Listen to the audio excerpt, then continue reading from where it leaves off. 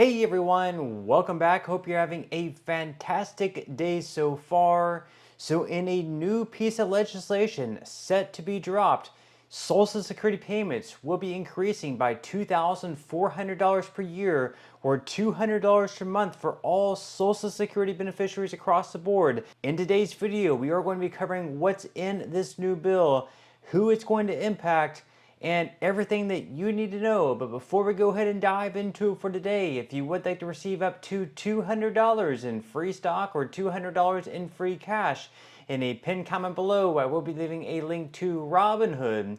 All you have to do is once you click on that link is just sign up for a free account and then simply link your bank account. You do not even have to make an opening deposit. At that point in time, Robinhood will be sending you one free stock worth all the way up to $200.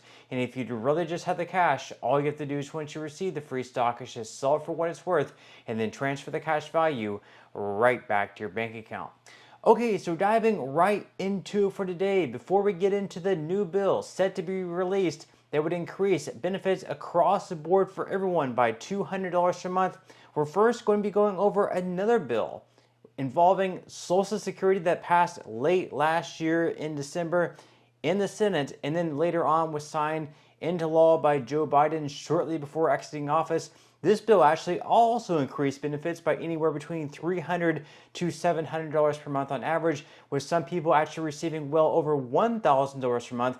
And not only that, not only are the payments going to be increasing by that amount, again, starting this month in April, but they also included retroactive payments for all the months you missed out on, dating back all the way to January of last year. Now, unfortunately, it came to the attention of a lot of senators that apparently some people who were eligible for these retroactive benefits dating all the way back to January of last year, which is right around 15 months of retroactive monthly payments, they were only receiving 6 months of payments. So this came to their attention and they're trying to get the people who would have been eligible, who are eligible for the retroactive benefits, to receive all 15 months of retroactive monthly payments instead of just 6 months of payments. So according to Newsweek, tens of thousands of Americans may be missing out on thousands of dollars in Social Security payments, as U.S. senators say the Social Security Administration has not offered compensation to those affected by the government pension offset for the full amount of time they are entitled to. A bipartisan group of 3 Republican senators and 1 Democrat senator is urging the SSA to review cases affected by the GPO and grant full retroactive payments dating back to January 2024 as permitted under the recently passed Social Security Fairness Act. Now, as far as why it matters, well, under the Social Security Fairness Act, which took effect in January 2025, spousal and survivor beneficiaries affected by the GPO are entitled to retroactive payments dating back to the beginning of 2024.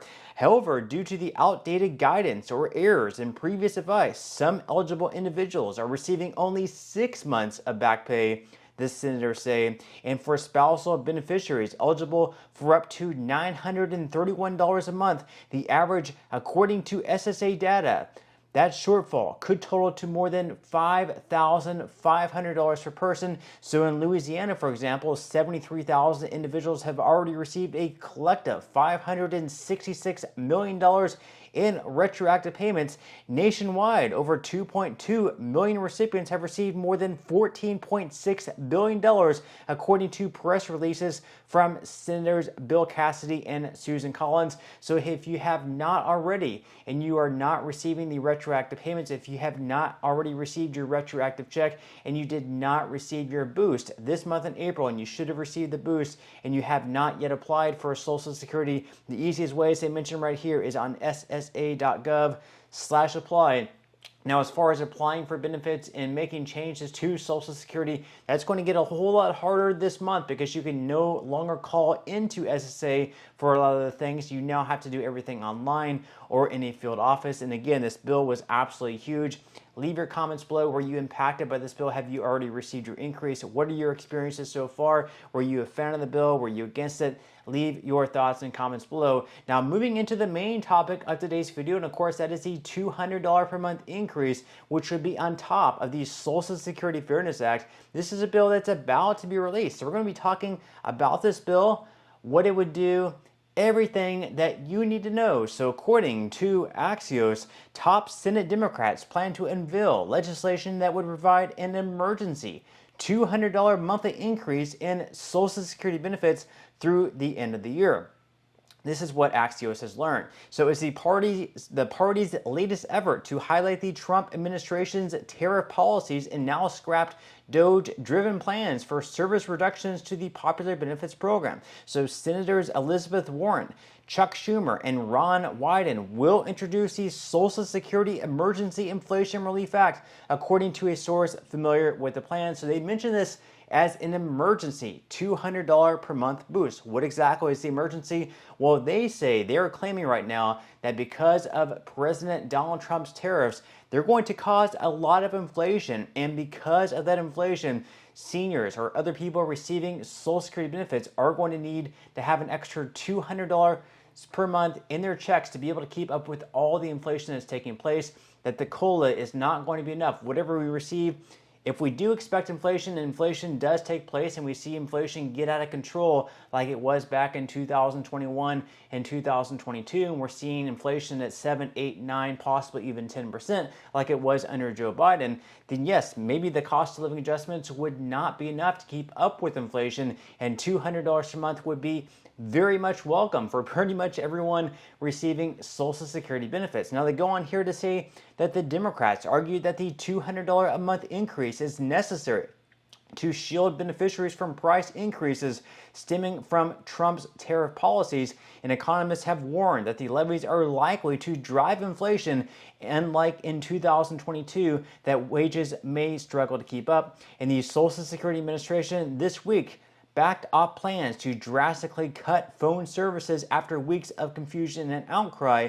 And also, Democrats argue that their proposal shows a clear contrast with Republicans on entitlements, pointing to the GOP's plan to cut spending and potentially Medicaid benefits through budget reconciliation. So of course, leave your thoughts and comments below. Are you for this bill? Would you be welcoming to a $200 per month increase or $2,400 per year? I can't say that anyone would necessarily be against this, especially given the fact that the cost of living adjustments over the past 10 and even 20 years have not really kept up with inflation. If you look with what inflation really was and the price of goods and services, what they really are compared to the cost of living adjustments that have been given out over the years, they have just not kept up with inflation. You can look at numerous studies out there, and it's proven that the CPIW, the metric that they use for inflation, and the COLAs that they hand out have not kept up with inflation. So I think it would be a great thing if they were to pass this bill. Now, we have Democrats behind it. We obviously have 3 Democratic senators who plan to release this bill.